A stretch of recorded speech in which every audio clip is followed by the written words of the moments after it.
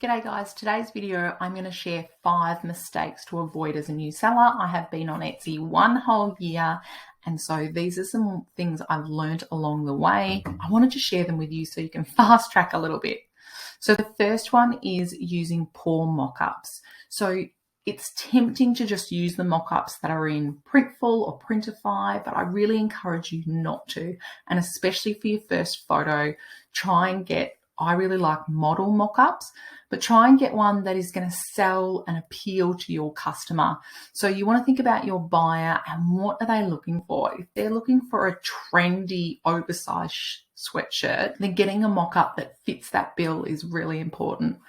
So as you can see here, the colors are really different too. So if you had that as your first one, then people would be saying the item is not as described because it doesn't look the same as that. Sand, that looks really beautiful. That looks like a really great color, whereas that for me doesn't. So I just really encourage you to spend money on your mock-ups. Yes, this one is expensive, but you make that money back in like a couple of sales. And you can use it for multiple listings. So I definitely recommend model mock-ups for the first one. That's what I really like to do. I do use flat lays as well, but I do find that I really like the mock-up ones, and I think I can imagine myself wearing it by looking at the model mock-up. It's a bit like in the catalogs you get from your shops like Target and Kmart. They have the model wearing it, and for me that's always more appealing than just a photo of the shirt next to it. If you're not sure about what's selling, have a look at your competitors. Have a look there are some beautiful ash sweatshirts that I really like, and the model mock-up just sells it for you. The next one is try and avoid design not as pictured. So that's what I was saying just there with those mock-ups, but also when you're doing your design and you're putting it on your mock-up in Canva, that's what I use.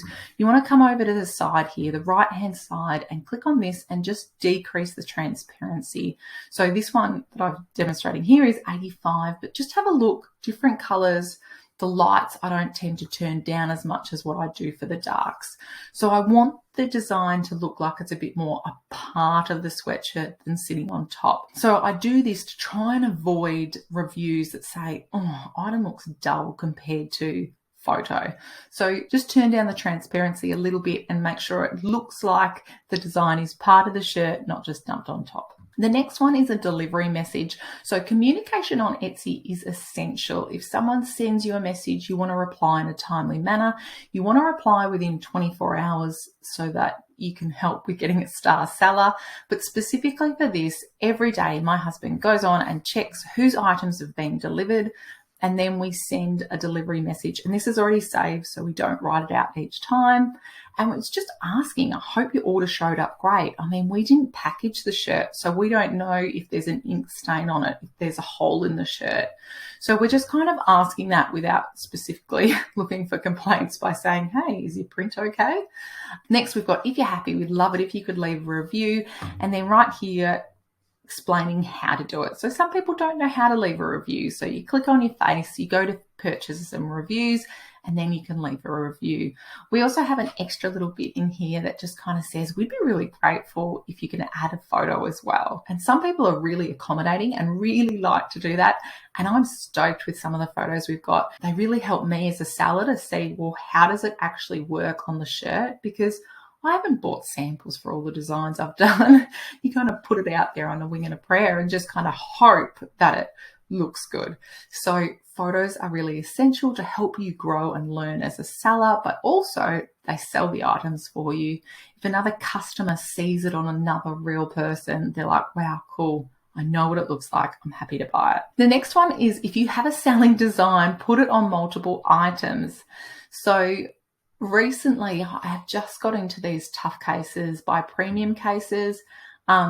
This is a bestseller on Printify. I've actually got one myself and I'm really happy with it. So a couple of my top designs that sell again and again, I have been putting them on phone cases, and we've just recently sold about 5, which I'm really happy with because we've only just started doing this in 2022.